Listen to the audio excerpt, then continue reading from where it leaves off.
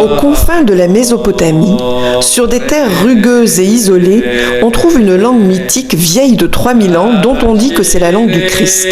La langue araméenne, tant parlée de l'Égypte à l'Asie, était en usage dans toute la Palestine et Jésus lui-même l'aurait parlée et écrite.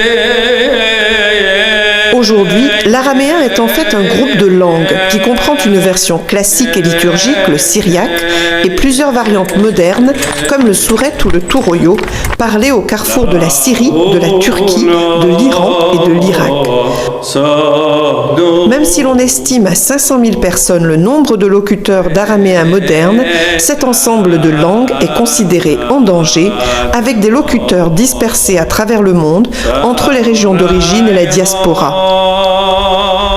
Le père Yacoub Aydin, prêtre de l'église syriaque orthodoxe d'Antioche en France, est l'un de ceux-là. Il officie à Montfermeil, en région parisienne, une communauté où l'on compte encore 500 locuteurs.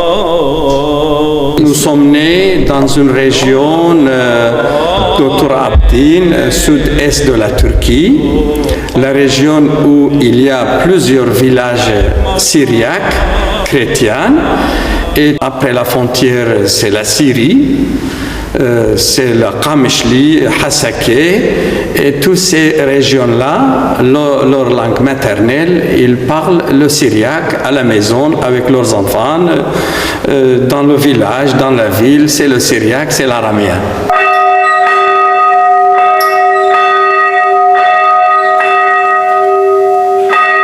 Je parle le syriaque, je parle ktobonoyo, c'est la langue de livre, c'est l'araméen littéraire. Je parle aussi le turc, je parle le kurde, je parle l'arabe, je parle le français. Voilà, quelques langues comme ça, parce que dans notre région, il faut parler et tout ça. Et pour un prêtre, je dois parler toutes ces langues-là, parce que notre communauté, notre peuple syriaque vit dans ces régions-là. Certains ne parlent pas le syriaque, l'araméen. Par exemple, à Mardin, dans la ville de Mardin, on ne parle pas le syriaque, c'est arabophone, ils parlent l'arabe. Aussi, certains Syriaques sont venus de Halab, de la Syrie, ils parlent l'arabe, je dois parler l'arabe avec eux.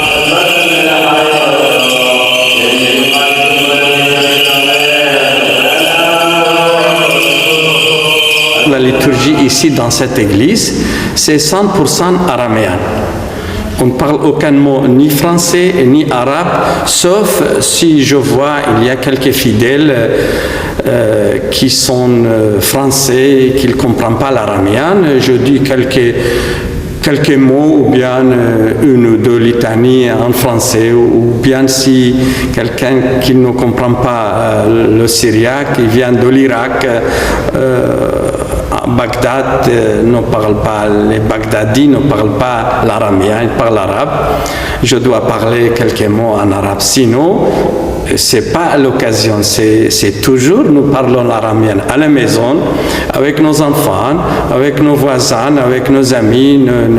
C'est l'araméen, c'est notre langue maternelle. Même nous vivons en France, mais nous sommes très jaloux de préserver cette langue araméenne tant que nous pouvons.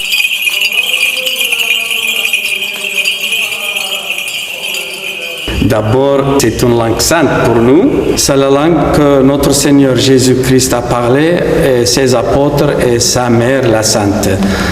Ils ont aussi prêché dans cette langue, la langue araméenne, c'était des Galiléens. Les apôtres de Christ, en Galilée, on parlait l'araméen. Deuxièmement, c'est notre langue de notre peuple depuis l'histoire, 3 ou 4 000 ans. Nous parlons cette langue, c'est notre langue d'origine. Nous n'avons pas l'intention d'abandonner.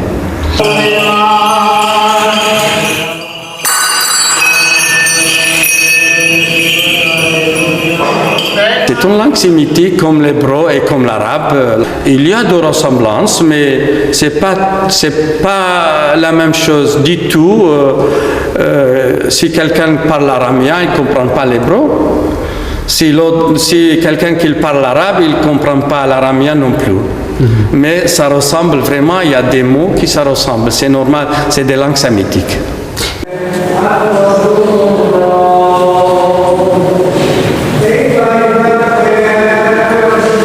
Notre langue sévit entre nous parce que malheureusement nous sommes dispersés en Europe.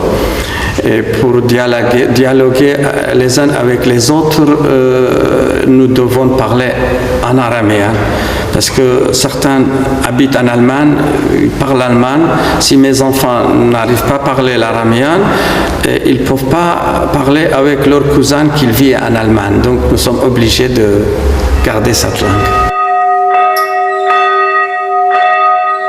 Nous les croyants, nous croyons à la résurrection des morts. Vous savez, même notre langue, c'est considéré comme une langue morte, mais nous croyons la résurrection dans notre langue. Par exemple, aujourd'hui, à Diyarbakir, dans une ville de la Turquie, ils ont mis la langue araméenne dans les universités turques. Et ici, en France, on enseigne dans l'Institut catholique l'araméenne. Et actuellement, le technique est très élevé sur l'Internet, des télévisions, des radios. Ça va revivre notre langue. Non, je suis pas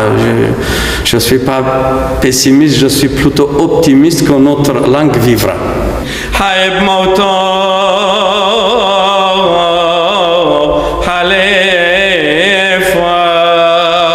وبن يحيي والصالح